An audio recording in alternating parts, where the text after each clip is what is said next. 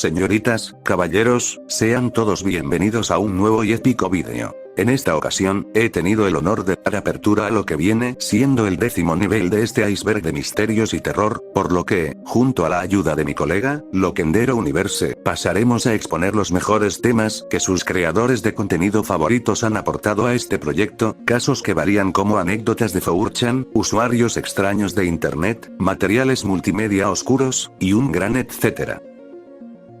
Advertencia. El contenido almacenado aquí puede herir la susceptibilidad de algunos usuarios. Si aún así deciden continuar la travesía, será bajo su propio riesgo. Sin más que comentar, pónganse sus auriculares porque vamos a continuar este viaje sin regreso, un viaje para acabar con la criatura que se encuentra entre nosotros.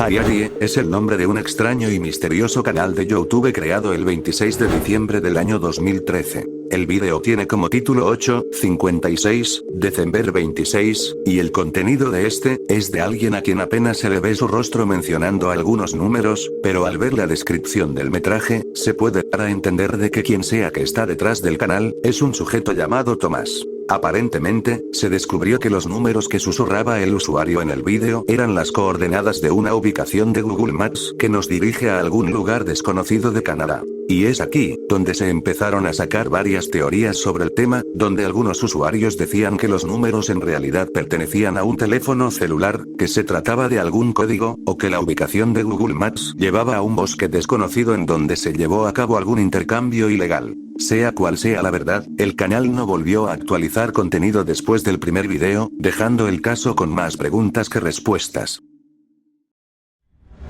Se trata de una leyenda urbana narrada en primera persona por un cirujano anónimo localizado en las periferias del este europeo, en zonas de alto nivel de pobreza, donde menciona que en dicho lugar, se le facilita encontrar a niñas que no tienen familia y viven en orfanatos, por lo que luego de seleccionar a lo que él llama como las chicas más atractivas, que rondan entre los 9 y 10 años, se las lleva con él no sin antes dejar alguna donación al orfanato de donde las recoge. El cirujano aparentemente es una persona con una buena posición económica, y relata que no se lleva a las niñas con el fin de sacar sus órganos y venderlos, más bien, menciona que encontró una manera de hacer más dinero creando lo que él llama, juguetes sexuales Lolita, objetos que vende entre 30 o 40 mil dólares americanos. El cirujano relata el proceso de creación de la dicha muñeca, mencionando que empieza con cambiarles la identidad a las menores, les amputa ambos brazos y piernas, y en su lugar, coloca prótesis de manera que la menor se asemeje a una muñeca, aparte de realizar otro proceso quirúrgico para retirar las cuerdas vocales a modo de prevenir problemas, y quita los dientes para que las muñecas no se defiendan mordiendo a sus agresores. El cirujano sigue relatando que utiliza anestésicos para calmar a las niñas durante el proceso de transformación, y a pesar de que no todas son capaces de sobrevivir a tal proceso, la mayoría sí lo hacen, garantizando a sus clientes varios años de vida antes de que la muñeca sea desechada. A pesar de la infinidad de detalles sobre el negocio de este cirujano, solo puedo concluir mencionando que a pesar de todo, esta leyenda se ha manejado como una creepypasta muy macabra, y aunque tiene méritos para ser un tanto real, también posee incongruencias que hacen dudar de su veracidad, aunque para todo el mundo, lo mejor es que se maneje más como a una historia de terror. Esta es una historia que inició el 8 de octubre del 2012, cuando un usuario de Reddit llamado Mr. Pyramidead, realizó una publicación en el subreddit Creepygaming, mencionando de que si en algún momento alguien llegó a jugar Fallout 3, probablemente se haya encontrado con algunos gnomos de jardín dañados, y que últimamente ha estado viéndolos en lugares donde nunca los había visto, teorizando que probablemente sean los NPCs los que tiran objetos, incluidos los gnomos. El 12 de octubre, Mr. Pyramidead recibió un mensaje privado en su cuenta de Reddit el cual era el enlace a un vídeo relacionado con el caso, y a pesar de que Pyramidead pensó que era una broma, descubrió que el mensaje había sido enviado 1 o 2 días antes de realizar la primera publicación. El 19 de octubre, Mr. Pyramidead recibió otro mensaje del mismo sujeto adjuntándole otro video que al final, se podía observar un código binario que al traducirlo, arrojaba una dirección web que poseía un archivo de audio, pero que desafortunadamente, ya no se puede acceder a él, pero según los comentarios de los usuarios, se deduce que lo que contenía el audio era un sonido similar a pasos y golpes a un objeto, junto a una voz al final. Además, al analizar el audio bajo un espectrograma, se descubrió la palabra, gnomo. El 26 de octubre, Pyramidhead hizo otra publicación donde mencionaba que estaba pidiendo ayuda o consejos en otro subreddit porque semanas atrás ha estado sintiendo algo acechándole, y dicha presencia se le ha manifestado en forma de gnomos de jardín, ya sea en videojuegos o en sueños, recalcando que al inicio la experiencia fue emocionante, pero que es algo con lo que ya no quiere lidiar, y menciona de que estos acontecimientos comenzaron de la nada, pues Pyramidhead no ingiere alucinógenos o fármacos. El 28 de octubre, otro usuario llamado ImeJesusChrist avisó de un nuevo vídeo subido por el mismo usuario que le mandó los metrajes a Mr. Pyramidhead, y el nuevo vídeo, escrito en código binario, fue traducido como finlandés, siendo una pista para interpretar el sonido extraño que se encontraba dentro del vídeo, por lo que al poco tiempo, se descubrió que la voz femenina del metraje provenía de un documental francés realizado en el 2002, centrado principalmente en fenómenos paranormales del folclore de Islandia. El 30 de octubre, se subió la última publicación relacionado con el ARG, esta vez publicada por un usuario llamado Proukatonuner, donde compartió otro vídeo subido por el extraño sujeto, y en esta ocasión, el metraje del título también estaba en código binario que al traducirse diría algo como, tú. Los códigos binarios vistos en el vídeo, fueron traducidos como, sueño, hicimos esto, adjuntando el link de un archivo que actualmente también está perdido, sin embargo, hay información sobre esto donde se menciona que el archivo mostraba un audio de 1 minuto con 15 segundos, donde solo se escuchaba la música de los archivos del Duque, del primer Dark Souls, solo que era interrumpida hasta el final por sonidos distorsionados. Pyramidhead comentó que ya había tenido un sueño relacionado con Dark Souls, precisamente con la zona de los archivos del Duque. Misteriosamente, el usuario que subió todos los vídeos, dejó de actualizar contenido, y Pyramidhead, por otro lado, realizó una publicación en el subreddit de Dark Souls, solo que en esta ocasión, subió algo que no estaba relacionado con el ARG. Posteriormente, ya no se mencionó nada del tema, quedando quizá el ARG como inconcluso, o tal vez, este era el final planeado, quién sabe, lo único que se puede decir de este caso, es que es bastante interesante y curioso.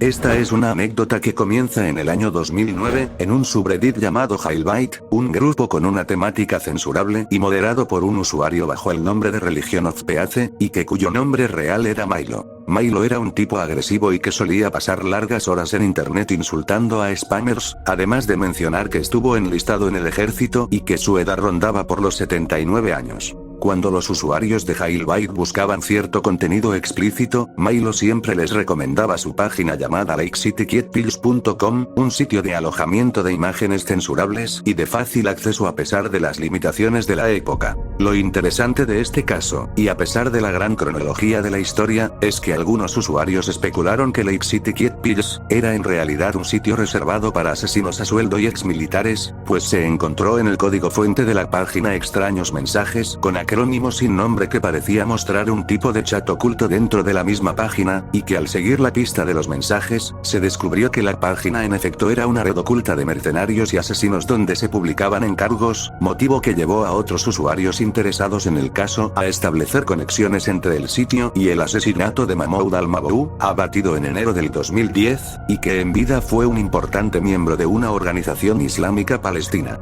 Sin embargo, aunque la teoría fue desacreditada, las especulaciones sobre el verdadero propósito de la página no cesaron, pues incluso, el nombre traducido al español, píldoras tranquilizantes, parecía ser incluso un guiño a lo que se hacía realmente dentro de Lake City Kid Pills. Cuando Milo murió, el caso de la página siguió ganando notoriedad incluso fuera de Reddit, tanto que la página comenzó a encriptar sus mensajes, haciendo cada vez más complicado desencriptarlos, hasta que un día sin previo aviso, la página cerró para siempre, dejando el caso de las píldoras tranquilizantes de Lake City, como un misterio más sin resolver.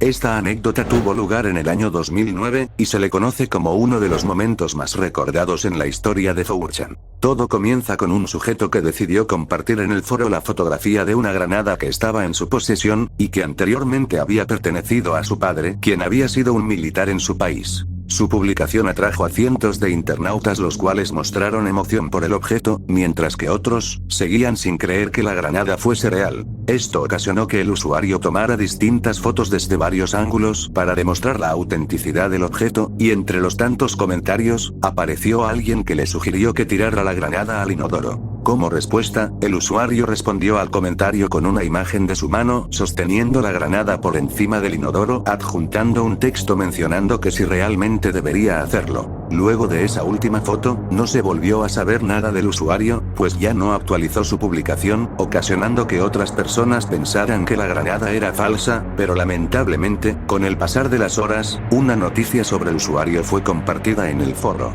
Un chico guatemalteco de 17 años que correspondía con el nombre de Óscar López Ortega, fue encontrado sin vida tras registrarse la explosión de una granada en el interior de su casa entre las 8:45 de la noche, haciendo que de manera casi inmediata, los usuarios del foro relacionaran la noticia con la publicación de antes. La historia de Óscar se compartió una infinidad de veces en su tiempo, ya que actualmente la publicación original se encuentra perdida y solo quedan capturas de pantalla con algunos de los mensajes enviados, así como una captura de la noticia original. Para muchos la historia es falsa, mientras que para otros, es una de las muchas leyendas que rodean a 4chan, la historia de una broma que llegó demasiado lejos. De su traducción al español, El gato con manos, se trata de un cortometraje generado por Stop Motion y dirigido por Robert Morgan, quien lo hizo público en el año 2001. La idea salió de uno de los sueños que tuvo la hermana mayor de Robert, y a lo largo de 3 minutos con 30 segundos, se nos narra la historia de un gato que tenía manos humanas en su deseo por querer ser como una persona. Mientras el señor le cuenta la historia a otro sujeto de que el gato robaba partes humanas, relató que estuvo a casi poco de completar su transformación, pero que aún le faltaba una última parte, y es cuando el segundo sujeto se abalanza sobre él y le quita la lengua, demostrando que este último era el gato y que la lengua era la última parte que le faltaba. En un primer plano, el cortometraje no se escucha como la gran cosa, pero una vez que lo veas, te hará pensar sobre el lado más oscuro y siniestro que pueden tener los felinos, pues aunque creamos que somos sus dueños, siempre nos han hecho cuestionarnos quién es el que está al mando en realidad. El accidente del avión serie FAU-571, que más tarde fue conocido como la tragedia de los Andes, se trató de un vuelo fletado que partió de Montevideo, Uruguay, con destino a Santiago de Chile en octubre del año 1972. El accidente ocurrió porque el piloto creyó erróneamente que habían llegado a Curicó, Chile, y a pesar de que las lecturas de los instrumentos indicaban lo contrario, la aeronave comenzó a descender demasiado pronto para llegar al aeropuerto de Pudahuel, pero chocó contra una montaña cortando ambas alas, la sección de cola, y la parte restante del fuselaje se deslizó por la montaña unos 725 metros antes de chocar contra el hielo y la nieve en un glaciar. El vuelo transportaba a 45 pasajeros con tripulación, incluidos 19 jóvenes deportistas uruguayos, junto a algunos familiares, simpatizantes y amigos. 29 personas murieron, pero otras 16 dieron lugar a una de las historias de supervivencia más impresionantes, ya que fueron rescatados entre el 22 y el 23 de diciembre de ese año, 72 días después del accidente. ¿Cómo sobrevivieron? Pues, hasta el momento, no hay un registro sobre la cantidad exacta de cuerpos que se comieron porque sí, los sobrevivientes revelaron que habían hecho un pacto en el que si alguno moría, quedaba a disposición del grupo para la subsistencia de los demás. Al principio, los sobrevivientes solo podían comer piel, músculo y grasa, pero cuando disminuyó el suministro de carne, comenzaron a comer corazones, pulmones e incluso, cerebros. Fue entonces que 2 personas del grupo decidieron que debían escalar la montaña para buscar ayuda, siendo así como el 20 de diciembre, contactaron con unos arrieros haciendo que un día después fuesen rescatados, y entre los días 22 y 23, rescataron a los 14 compañeros restantes que se habían quedado en el lugar del accidente. Con respecto a los cuerpos de los que fallecieron, según un archivo periodístico, las autoridades y los familiares de las víctimas, decidieron enterrar los restos cerca del lugar del accidente en una fosa común. 13 cuerpos quedaron intactos, mientras que otros 15 eran en su mayoría esqueléticos, algo que se puede comprobar realizando una pequeña búsqueda en internet, ya que incluso, se pueden encontrar fotos de las víctimas. Ojalá los sobrevivientes hayan conseguido un poco de tranquilidad después del dolor tan profundo que debieron haber sentido tras la partida de sus seres queridos. Ricard Junjungan Siagian, conocido en YouTube como Ricard Siagian, fue un usuario de la plataforma que solía hacer vídeos relacionados a los tatuajes, pero que en el 2016, empezó a padecer una enfermedad llamada insomnio fatal, derivado de una patología relacionada con los priones que provocó un trastorno cerebral y que le quitó su capacidad para dormir. Se cree que Ricard había contraído una infección grave del tracto urinario que le provocó dolores en la parte baja de la espalda y los riñones. Sin embargo, al no tener medios para la atención médica, se le dio un régimen neurotóxico de antibióticos que a los 6 días de haberlos ingerido, comenzaron a atacar su sistema nervioso central, y aunque los estudios sobre el fármaco específico no son concluyentes, la evidencia sugiere que los altos niveles de neurotoxinas presentes en el cerebro y el sistema nervioso central, causaron el insomnio fatal. Ricard dejó de subir contenido relacionado a sus habilidades de dibujo y tatuaje para documentar su enfermedad, y aproximadamente un año y medio después, un 3 de diciembre del 2016, Ricard subió su último vídeo sobre lo delicado de su situación con el insomnio que lamentablemente, acabó con su vida tan solo unos días después. El canal de Ricard actualmente puede encontrarse en YouTube, y además de ser una prueba de su existencia, deja entrever el deterioro que una persona puede tener a causa de una enfermedad degenerativa aparecida de forma súbita. Storytime with the Adman hace referencia a una historia que tuvo lugar en 4chan, donde media hora antes de que surgieran los primeros informes de que Jeffrey Epstein, un financista acusado de tráfico de menores, había sido encontrado inconsciente en su celda de máxima seguridad, un usuario apareció posteando una publicación hablando sobre su muerte en un foro de mensajes de extrema derecha. La publicación decía algo como que no preguntaran cómo lo sabe, pero que hace una hora, Epstein había muerto debido a un ahorcamiento, además de agregar información sobre los pasos que tomaron los médicos para resucitar a Epstein, información que era parcialmente similar con la versión publicada más tarde por la Oficina Federal de Prisiones, lo que sugiere la hipótesis que quien sea el que haya escrito en el foro, pudo haber estado presente en el momento en el que ejecutaron a Epstein. El usuario de 4chan mencionó que los socorristas intentaron resucitar a Epstein durante 40 minutos antes de que lo llevaran a un hospital, donde el personal médico continuó con los esfuerzos para revivirlo durante 20 minutos más. Y es debido a este nivel de detalle en la publicación que el Departamento de Bomberos de la ciudad de Nueva York investigó si el usuario que lo posteó era un socorrista o un trabajador médico, pero luego de revisar la información, se determinó que no provenía de dichas instalaciones, dejando el caso con más preguntas que respuestas. Denominado también como el juicio del cadáver o sínodo del terror, se trató del juicio eclesiástico póstumo del Papa Formoso, celebrado en la Basílica de San Juan de Letrán de Roma en enero del año 897. El juicio fue promovido por el Papa Esteban VI, por lo que ordenó exhumar el cadáver del Papa Formoso para someterlo a juicio en un concilio, donde vistieron el cadáver de Formoso con los ornamentos papales y lo sentaron en un trono para que escuchara las acusaciones. A pesar de tener faltas más graves, la acusación principal hacia Formoso fue que siendo obispo de la diócesis de Porto, abandonó su cargo para tomar su posición como papa, resultando ser una acusación inexplicable, pues obviamente, al ser nombrado papa, debía abandonar Porto y dirigirse a Roma. En el juicio lo declararon culpable por traición, y además declararon inválida su elección como papa, y se anularon todos los actos y ordenaciones de su papado, siendo más preciso, fue eliminado del registro papal. Después del juicio, despojaron al cadáver de sus vestiduras, se le arrancaron de la mano los 3 dedos con los que impartía las bendiciones papales, y fue arrastrado por las calles de Roma. Posteriormente lo quemaron y arrojaron los restos al río Tíber, para que Formoso desapareciera para siempre. Según cuenta una leyenda, su cuerpo fue a dar a las redes de un pescador que lo mantuvo oculto, y años más tarde, los vientos de la política italiana volvieron a cambiar y Formoso fue restituido y volvió a San Pedro, donde reposa aún hasta una nueva disposición judicial.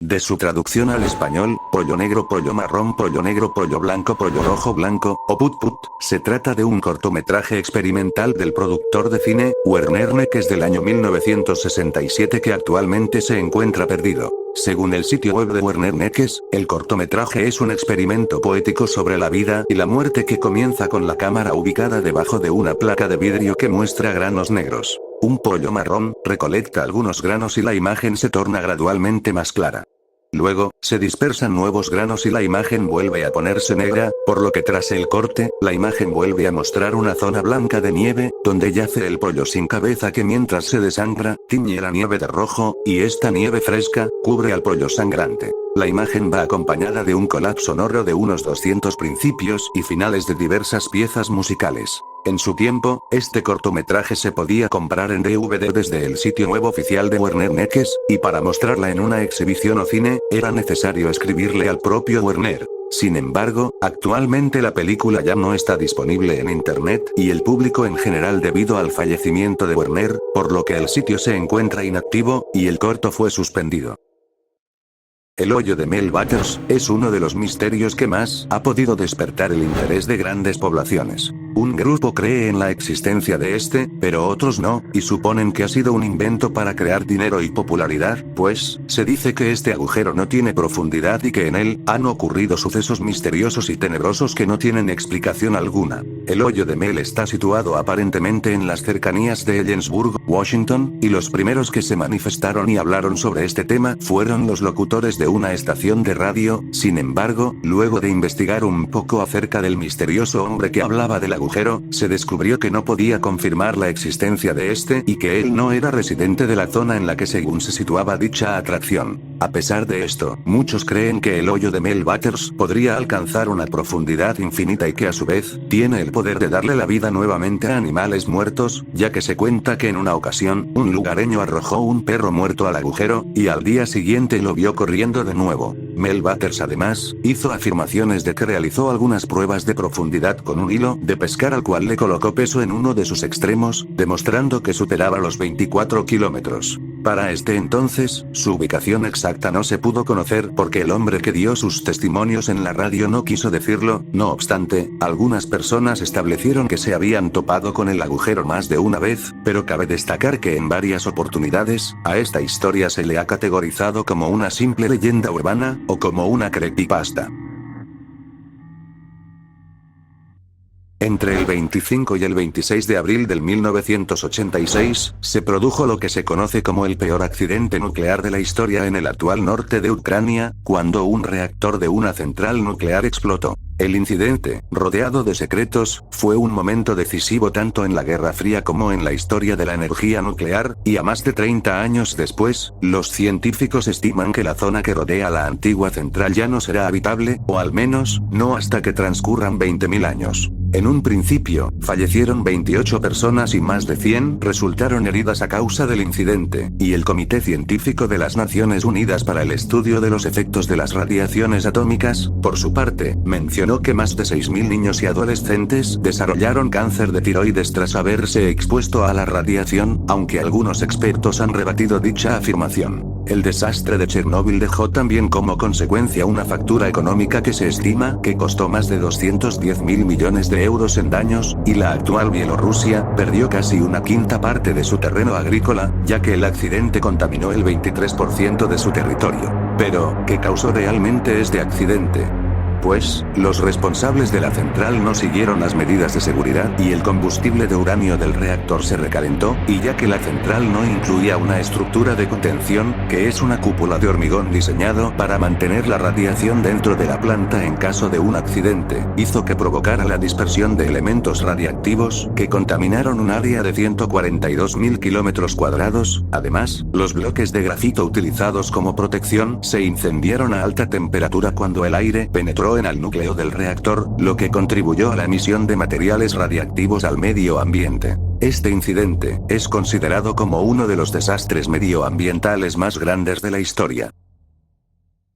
El Oscuro Diario de Tails es una serie de drama, terror, humor y gore basada en el universo de Sonic, pero claro, la función de esta serie solo es entretener, principalmente, por lo absurda que puede llegar a ser. La historia comienza con Tails enamorado secretamente de Sonic, y al no ser capaz de controlar sus sentimientos, escribe todos sus pensamientos sobre él en un diario. Un día cualquiera, Cream se entera del contenido obsesivo del diario, y como Tails en esta serie es malo, termina por ejecutar a Cream, lo que ocasiona que días más tarde, sus compañeros noten su ausencia y comienzan a buscarla, cosa que Tails aprovecha para estar con Sonic. Pero como era de esperar, Amy interfiere en su deseo de estar con Sonic, además de saber que Tails está enamorado en secreto porque encontró el diario, y para que nadie más sepa sobre el contenido del diario, estos dos se topan en un combate con cuchillos en donde termina ganando Amy. Por puro guionazo, Tails revive y le corta la cabeza a Amy, a lo que Sonic posteriormente, encuentra la cabeza y comienza a hablar cosas irrelevantes, mientras que el cuerpo en otro lado, termina por ejecutar a Knuckles. Tails por su parte, empieza a comerse el cuerpo de este último, y es ahí donde Sonic lo ve y descubre al culpable de todo, a lo que seguidamente, después de una discusión, Tails, después de cortarse y comerse la tula, un dato bastante innecesario de hecho, termina por ejecutar a Sonic.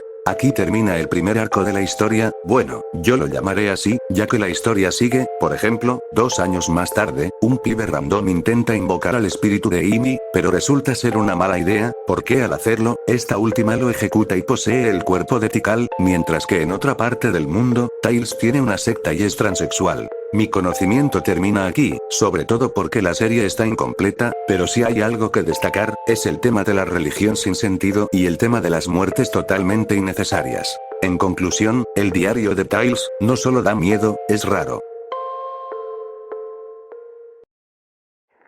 The Walking Dead, el juego, se trata de un videojuego basado en la serie de cómics de Robert Kirkman, que fue desarrollado por Telltale Games, y estaba predestinado a salir en los últimos meses de 2011, pero por falta de tiempo en el desarrollo de este, fue lanzado finalmente a inicios de 2012. El videojuego consta de 5 episodios lanzados entre abril y noviembre del 2012, y la ubicación del juego toma lugar en el mismo mundo del cómic, donde los sucesos ocurren poco después del comienzo del apocalipsis zombie en el estado de Georgia, Washington. Sin embargo, hay un debate filosófico en la comunidad del juego donde se plantea la idea de qué pasaría si se efectuara un apocalipsis zombie en la vida real, qué pasaría con las personas más crudas y violentas de este mundo. Basándonos en el videojuego, se puede observar el lado horrible de los secuestradores, los caníbales y los manipuladores, y de todas las personas que a lo mejor eran pacíficas en su vida cotidiana, pero que terminaron demostrando ese lado oscuro y deplorable, quizá lo que eran verdaderamente, o tal vez su instinto de supervivencia en situaciones asociadas a los ambientes apocalípticos.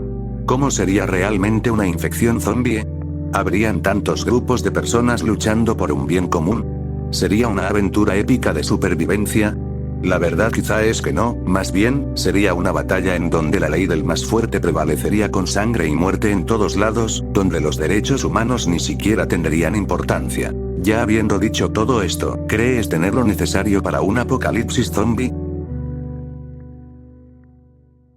The Motel Files, hace referencia a una serie de metrajes captados en hoteles por sus mismos dueños sin el consentimiento de sus inquilinos, donde, aparte de los típicos vídeos de cámara escondida, los metrajes presentan diversas situaciones como secuestros, ejecuciones, infidelidades y demás cosas sobre todo del ámbito sexual. Un ejemplo de esto, es un cortometraje llamado The Motel Files Annotated Random Cups, que presenta una serie de cortos sexuales hardcore y varios vídeos aleatorios del tipo gore, y aunque la obtención de este material es aparentemente ilegal, no fue mérito suficiente para que la cinta en versión DVD, fuese vendida en mercados clandestinos en varios lugares del mundo.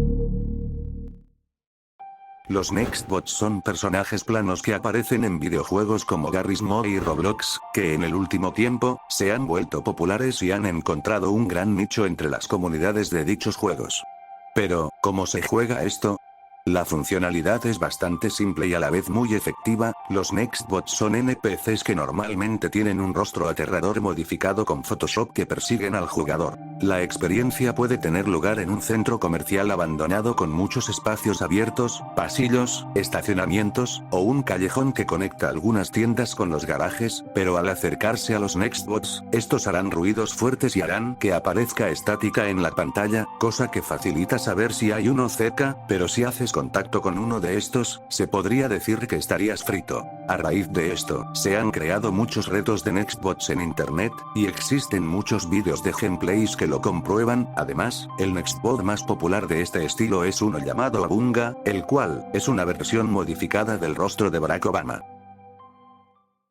Margaret Kilcoyne, fue una investigadora de la Universidad de Columbia, que una noche del 26 de octubre del 1980, salió de su casa de vacaciones de la isla Nantucket, Massachusetts, y desapareció sin dejar rastro mientras las temperaturas estaban muy por debajo de los 0 grados. Lo extraño es que Margaret no dejó alguna nota explicando sus acciones y no le dijo a nadie si tenía planes de irse, y antes de su desaparición, solamente les dijo a sus seres queridos que había logrado un gran avance en una investigación médica y que podría ganar un premio Nobel, cosa que sus colegas afirmaron, pero que no era un descubrimiento tan importante como ella pensaba. Varios días después de su desaparición, los buscadores encontraron el pasaporte, la chequera, las sandalias de verano, y una billetera con $100 ordenadamente apilados en un claro cerca de su casa, y curiosamente, los artículos estaban en un lugar que había sido revisado previamente, pero en esa ocasión, no se había encontrado nada. De las casi inexistentes teorías sobre el caso, se destacó una que menciona que Margaret se quitó la vida, ya sea intencionalmente o accidentalmente mientras estaba en un estado delirante, al caminar hacia el océano, e incluso, su familia cree que eso fue lo que realmente sucedió, pero algunos investigadores del caso creen que está viva y se fue por su propia voluntad.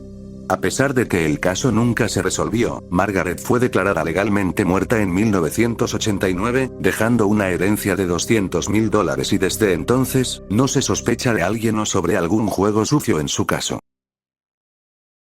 El video 1444 se refiere a una transmisión extraída de la red social rusa llamada VK, y que muestra los últimos momentos de vida del usuario Led Korolyov, quien el 17 de octubre de 2019, decidió quitarse la vida apuntándose con un arma de fuego. Posteriormente, del directo se extrajo el video que todos conocen, y se subió a YouTube bajo el nombre de 1444, por el canal de YouTube llamado Gore, siendo eliminado ese mismo día. Sin embargo, el vídeo estuvo activo aproximadamente 16 horas, siendo el tiempo suficiente como para que miles de usuarios lo descargaran y lo compartieran. Al día siguiente, el video se difundió aún más a través de discusiones en las redes sociales, y al igual que todo lo que se vuelve viral, se rumoreaba entre los usuarios de Internet de habla hispana, que el video fue maldecido por el creador original en la web profunda, y que la maldición solo podía ser eliminada por el espectador comentando la fecha en el video. Lo que más impresiona de este caso, es la acción tan lenta que tuvo YouTube tras la publicación del metraje, ocasionando que más y más personas se animaran a resubir dicho vídeo, dejando entrever las carencias de seguridad que tiene YouTube como plataforma. 4chan Alien Sighting Hoax, se trata de una imagen de un extraterrestre titulada 24489, aparentemente tomada en la base de la Fuerza Aérea Luke, en Phoenix, Arizona, y que se subió a 4chan a manera de engaño el 22 de febrero del 2017, pero, debido a una interrupción temporal del servidor luego de la publicación de la imagen, muchos usuarios especularon que estaba siendo eliminado del foro debido a una conspiración del gobierno reptiliano. Al día siguiente, el 23 de febrero, se subió otra imagen pero explicando cómo se falsificó la primera imagen que estaba circulando incluso en Reddit, y además, un usuario de esta plataforma comentó en el subreddit de conspiraciones que las publicaciones sobre extraterrestres estaban siendo censuradas agresivamente en los tableros de 4chan, y otro día más tarde, el 24 de febrero, un sitio de noticias de internet publicó un artículo sobre las teorías de conspiración que rodeaban a la imagen, algo extraño de hecho, principalmente porque la imagen del extraterrestre aparentemente era falsa. Los homicidios en Ciudad Juárez, o las muertas de Juárez, son dos de las expresiones que hacen referencia a los casos de homicidio de varias mujeres cometidos en la localidad mexicana de Ciudad Juárez, en el estado de Chihuahua, y al menos desde enero del 1991 hasta el 2012, el número estimado de mujeres ascendía a más de 700 homicidios, esto sin contar los años posteriores, y en los que se presume que podría estar involucrado el narcotráfico y los elementos del ejército mexicano. Generalmente, las víctimas correspondían a mujeres de entre 9 y 25 años de edad, en su mayoría de clase baja, estudiantes, o trabajadoras, por lo que antes de ser ejecutadas, las víctimas eran abusadas sexualmente y torturadas. Los feminicidios en Ciudad Juárez recibieron atención internacional debido a su grado máximo de violencia y la inacción de los 3 niveles de gobierno para prevenir los crímenes para llevar a los perpetradores ante la justicia. Varios grupos activistas y organizaciones no gubernamentales han brindado desde entonces apoyo a las madres y familiares de las víctimas, y otras organizaciones lamentablemente se han aprovechado de la situación lucrándose económicamente. La pregunta es, ¿por qué hay tanta impunidad en estos feminicidios, o por qué estos crímenes siguen sin resolverse?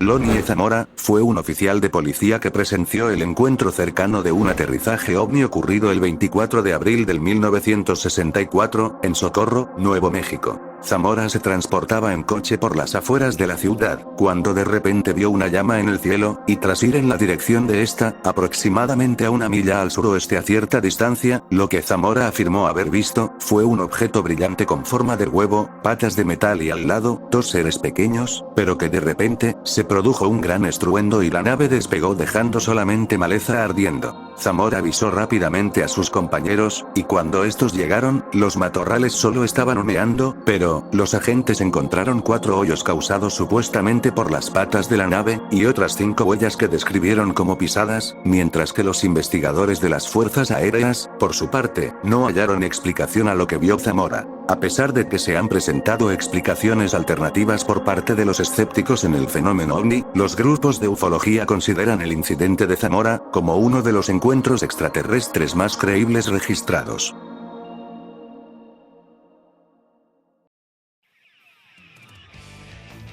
Con esto concluye mi participación en Punto Cero, esperando que les haya gustado. Siendo así, se agradecería mucho que dieran un pulgar arriba, y si comparten el contenido sin duda compensaría todo el tiempo y trabajo detrás del vídeo. Posteriormente, mi amigo Loquendero Universe dará por terminado con el resto del nivel, esperando todo el apoyo posible. Además, quiero expresar mis agradecimientos a Señor Sable y a Gonzma por la oportunidad de estar nuevamente participando en este evento y así, aportar mi granito de arena para la posteridad. Yo me despido mostrándoles una parte de los dibujos que fueron creados por los artistas de Punto Cero, ojalá sean de su agrado. Hasta la próxima.